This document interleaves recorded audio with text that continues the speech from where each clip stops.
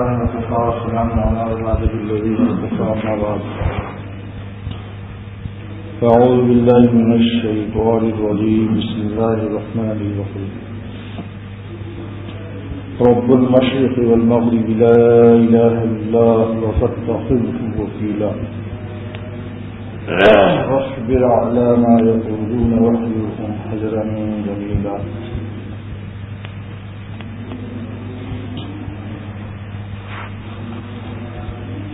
کل بیان کیا جا چکا ہے.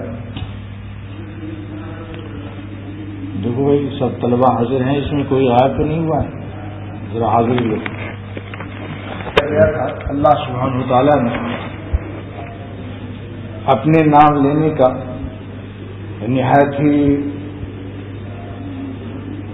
ایک خصوصی عنوان سے ارشاد فرمایا کہ اے نبی صلی اللہ علیہ وسلم آپ اپنے رب کا نام لیجیے, اسم رب وذکر اسم. لیکن اس کی تفسیر کیا ہے؟ غلط کیا تھا کہ ذکر اسم رب سے مراد اللہ کے ذکر سے مراد کیا ہے ہاں کہ مداومت, ہمیشہ اللہ تعالیٰ کے احکام کو بجا لانا, جس میں تلاوت, درود شریف, نماز, ساری عبادات بدنیہ شامل ہیں. مطلب یہ ہوا کہ اپنے قالب کے تمام سارے اعضاء کو اللہ تعالیٰ کا مطیع اور فرما بردار بنا دو. سارے اعضاء سر سے پیر تک. مثلاً ایک شخص ہے اپنے کانوں کو گانے سے بچاتا ہے, گانا نہیں سنتا لیکن آنکھوں سے بدنگاہی کر لیتا ہے. یا ایک شخص سے نظر کی حفاظت تو کرتا ہے لیکن کان سے چپکے چپکے ریڈیو میں عورتوں کے گانے سن لیتا ہے, زبان سے جھوٹ بول دیتا ہے, ہاتھ سے تو حجر اسود کا بوسہ لے رہا ہے, یا علماء سے مسافری کر رہا ہے لیکن ساتھ ساتھ اب دوسرے اعضاء کو گناہ میں مشغول کر دیتا ہے. تو اس کی تفسیر یہ ہے کہ سب سے پیر تک سارے اعضاء کو اللہ تعالیٰ کی عبادت, ذکر, تلاوت, درود شریف سب میں اس کو مشغول کروں. وذکر اسم ربک, اور رب کے عنوان سے اس لیے فرمایا کہ پالنے کا اللہ تعالیٰ نے ہمیں دھیان کرنے کی طرف توجہ دلائی کہ سوچو تم کس کا نام لے رہے ہو, تاکہ اللہ تعالیٰ کا نام محبت سے لینے کی توفیق عطا ہو. رب فرمایا اپنے پالنے والے کا نام لو.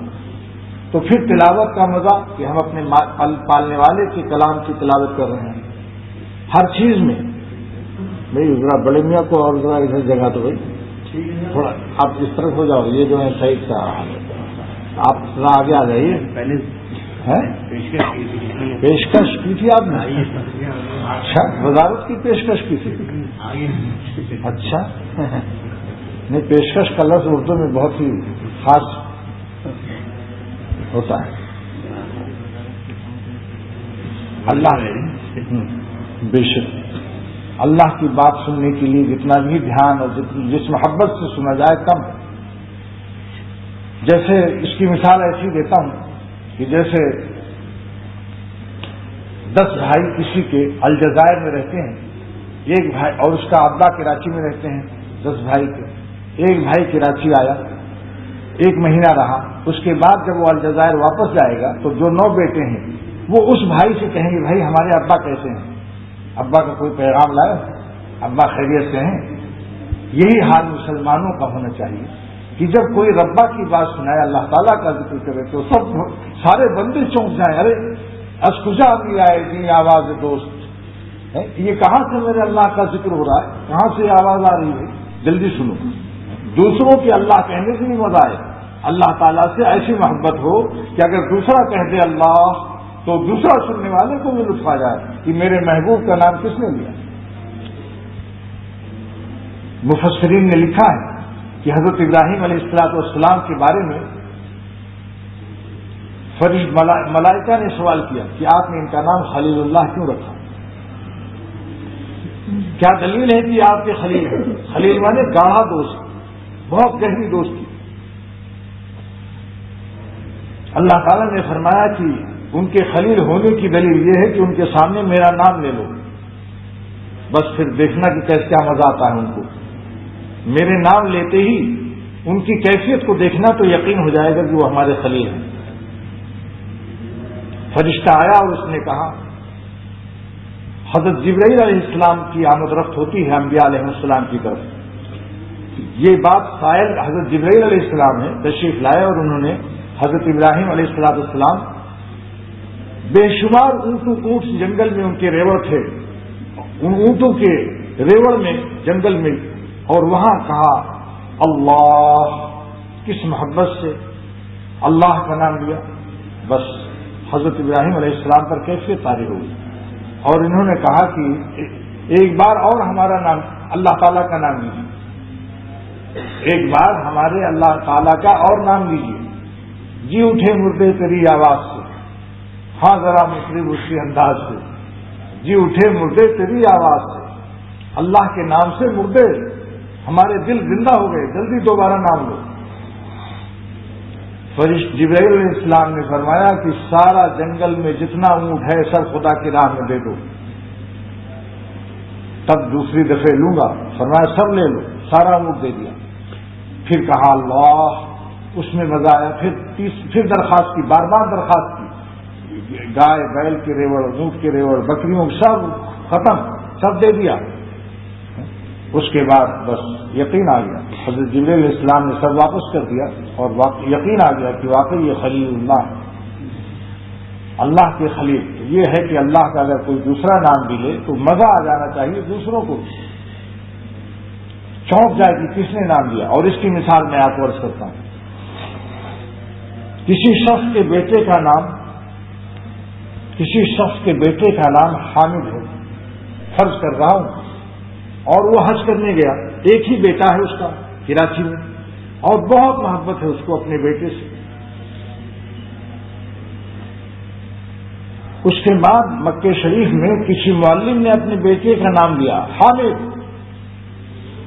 آپ بتلائیے کہ اس باپ کے اوپر کوئی کیفیت آئے گی؟ دکھنے لگے گا ارے میرے بیٹے کا نام کس نے لے لیا. اے کہ صبرت میں اس کا فرزند وزن. مولانا رومی رحمۃ اللہ علیہ فرماتے ہیں کہ تم کو اپنے بیوی بچوں سے صبر نہیں آتا، ان کی محبت جلدی سمجھ میں آ جاتی ہے. اور صبر چوں داری سے رب ظلمن، اللہ تعالیٰ کی جدائی اور اللہ تعالیٰ کی غفلت پر صبر کیے بیٹھے ہو. آج کیا ہے، ذکر کیا نہیں، سوال موقع نہیں. اگر کوئی مچھلی سے پوچھے کہ پانی میں تمہارا آج جانا ہوا کہ نہیں، تو مچھلی کیا کہے گی؟ جانے کو پوچھتے ہو، یہ پوچھو کہ آنا ہوا یا نہیں وہاں سے. ہم آتے ہی نہیں، مچھلی پانی ہی میں رہتے ہیں. بزرگوں نے لکھا ہے، شیخ الحدیث نے نقل کیا ہے فضائل ذکر میں، مولانا زکریا صاحب رحمۃ اللہ علیہ نے کہ ہماری روحوں کا تعلق اللہ تعالیٰ سے ایسا ہے جیسے مچھلی کو پانی سے. اگر مچھلی کا جسم سارا پانی میں ہو، صرف کان کھلا ہوا ہو، یا سارا جسم پانی میں ہو صرف سر کھلا ہوا ہو، ذرا سا، اتنا سا معمولی سا سر کھلا ہوا ہو اوپر، تو وہیں سے سوکھنی شروع ہو جائے گی. اگر مچھلی کا سارا جسم پانی میں ہے، ذرا سا کھلا ہوا ہے معمولی سا، وہیں سے وہ خشک ہونے لگے گی، موت آنے لگے گی، جسم اس کا کمزور ہونے لگے گا. ایک ذرہ بھی اگر اس کے جسم کا پانی سے دور ہے، ایک ذرہ، اور سارا جسم پانی میں ہے، اس ذرے سے اس کا زوال اور صحت میں اس کی خرابی شروع ہو جائے گی. اس لیے علامہ قاضی ثناء اللہ پانی پتی رحمۃ اللہ علیہ ہے اپنی تفسیر مظہری میں، یہ تفسیر مظہری اصل میں مرزا مظہر جانجانہ رحمۃ اللہ علیہ اکابر اولیاء اللہ میں سے ہیں. حضرت مظہر جانجانہ رحمۃ اللہ علیہ.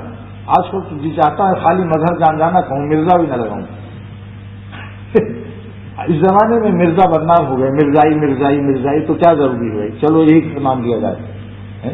حضرت مظہر جانجانہ رحمۃ اللہ علیہ کے نام سے اس کا نام رکھا. تو لکھا ہے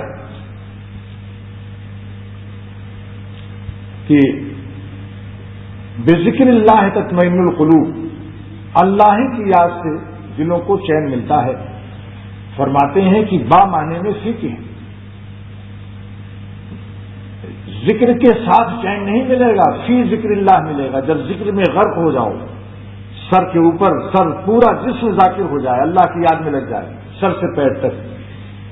کما ان السمکۃ تطمئن فی الماء لا بالماء، لکھتے ہیں جیسا مچھلی پانی میں سکون پاتی ہے، پانی میں، پانی کے ساتھ نہیں، بالما نہیں، فلما، یعنی پانی میں غرق ہو جائے، دائیں پانی، بائیں پانی، نیچے پانی، اوپر پانی، سامنے پانی، پیچھے پانی، سبحان اللہ. تو فرماتے ہیں کما ان السمکۃ تطمئن فلما لا بالما. سمجھ رہے ہو میاں عبد الرحمان؟ دیکھو کیا بات ہے کہ سبحان اللہ. یہ ہے اللہ والے مفسر. یعنی ایسے ہی تم اللہ کے ذکر کی یہاں با معنی میں سیکھے ہیں کہ تم اللہ کی یاد میں اس طرح غرق ہو جاؤ کہ اوپر نیچے دائیں بائیں ہر طرف. اب اس کی دلیل بھی تو چاہیے. مولانا رومی رحمۃ اللہ علیہ فرماتے ہیں نور او تریمن یسرو تحت فوق، نور او تریمن یسرو تحت فوق، اللہ کا نور میرے دائیں ہے، بائیں ہے، نیچے ہے، اوپر ہے. برسرم برگردنم مانند توق، برسرم برگردنم مانند توق، میرے سر پر بھی اللہ کا نور ہے، میری گردن میں مثل توق کے نور لپیٹا ہوا ہے. ہاں کسی وقت بھی ہم ان کا جسم ہمارا سارا نور سے بھرا ہوا. ہم آپ کہیں گے یہ عجیب دلیل ہے. ایک مفسر کے ساتھ قول، پھر مولانا کا قول پیش کر دیا. اب حدیث سن لیجیے. آخر میں لوہا ہے، آخر میں 100 سونار کے فٹ فٹ پر ایک لوہار کا گھنا بھی لے لیجیے. حضور صلی اللہ تعالی وسلم دعا کرتے ہیں کہ اللہم اجعل فی قلبی نورا، ہمارے دل میں نور عطا فرمائیے. اس کے ساتھ ساتھ فرمایا میرے گوشت میں بھی، فی لحمی وفی عظمی، میری ہڈی میں بھی، وفی دمی، میرے خون میں بھی نور ڈال دیجیے. یہ سارے جسم میں آپ کا نور دوڑ رہا ہو. کیوں صاحب؟ وفی شاری نورا. اچھا خون میں تو نور ہے، کہتے بال میں بھی نور ہو. سبحان اللہ. میرے بال میں بھی نور ہو.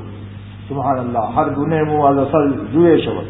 وہاں فرماتے ہیں نام ہو چو بر زبانم میرون، جب اللہ کا نام لیتا ہے جلال الدین تو بال میرے ہر بال شہد کے دریا ہو جاتے ہیں، مدھومتی ہو جاتی ہے. کیوں صاحب؟ مدھومتی معنی کیا ہے میرے برہمان؟ مدھومتی دریا یعنی شہد کا دریا. دریا کا نام ہے. وہاں بہت میٹھا پانی ہوتا ہے وہ دریا، میں نے دیکھا ہے بنگلہ دیش میں. یہ دریا میں نے دیکھا ہے، بہت صاف پانی، بہت میٹھا پانی. اس کا نام ہی وہاں رکھ لیا مدھومتی، یعنی شہد والا دریا. مگر اللہ کے نام کا دریا جو ہے یہ عجیب میٹھا ہے. سبحان اللہ. اور ایک بات اور بھی ہے کہ میٹھا پانی پینے سے آخر بہرحال پیشاب نکلے گا. 10 گلاس پی لو، دیکھ لو تھوڑی دیر میں. لیکن اللہ تعالیٰ کا دریا ہے، ان کے نام لینے سے جو نور دریا بہتا ہے وہ نور کا ہوتا ہے. وہاں وہی جنت والی ہے. کوئی نہ کسی کو پیشاب جنت میں، نہ کسی کو اور کوئی ضرورت، نہ پسینہ، تو سب نور بن جاتا ہے. جو اللہ کہتے ہیں سارا نور بن جاتا ہے. مجھے وہ اکثر میں جو شعر پیش کرتا ہوں، شاہوں کے سروں میں تاج گرا سے، لوگ کہتے ہیں صاحب بادشاہت بڑی اچھی چیز ہے، مگر دیکھو اللہ والوں نے بادشاہت کا کیا نقشہ کھینچا. شاہوں کے سروں میں تاج گرا سے درد سا اکثر رہتا ہے. شاہوں کے سروں میں تاج گرا سے درد سا اکثر رہتا ہے، اور اہل صفا کے سینوں میں ایک نور کا دریا بہتا ہے. اہل صفا سے کیا مراد ہے؟ اہل اللہ، اللہ والوں کے سینوں میں ایک نور کا دریا بہتا ہے. بادشاہوں کے سروں میں درد سر ہے. آج کیا ہو رہا؟ فنا بغاوت، فنا دی رہی ہے، سمجھ مصیبت. اور پھر جب مر گئے تو نہ گارڈ آف آنر مل رہی ہے قبر میں، نہ 21 توپوں کی سلامی مل رہی ہے. 21,000 قلعے لپٹے ہوئے.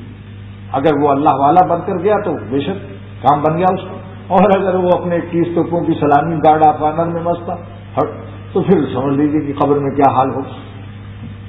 ڈاکٹر تنزیل الرحمان ایک دن مجھ سے انہوں نے کہا، وہ اس وقت یہاں جج ہیں ہائی کورٹ کے، اور بڑے فیلڈ مارشل ایوب خان کے زمانے میں ان کو دعوت نامہ گیا، سارے لوگ گئے، یہ بھی گئے. تو انہوں نے کہا کہ جب میں وہاں پریسیڈنٹ ہاؤس میں گیا تو ملٹری لگی ہوئی تھی، اور خود بھی اس کا جسم ذرا بہت شاندار تھا ایوب خان کا، گردن بھی موٹی، اور پھر وہ فوجی تمام بلے جیسے پھول وغیرہ لگے ہوئے اور ملٹری لگی ہوئی. تو کہنے لگے جب میں اندر داخل ہوا تو میرے پیر کانپنے لگے. حالانکہ بہت بڑے آدمی ہیں، یہ بڑے عالم بھی ہیں، مفتی شفیع صاحب رحمۃ اللہ علیہ کے شاگرد ہیں، فقہ عربی میں ان کی تصنیف ہے،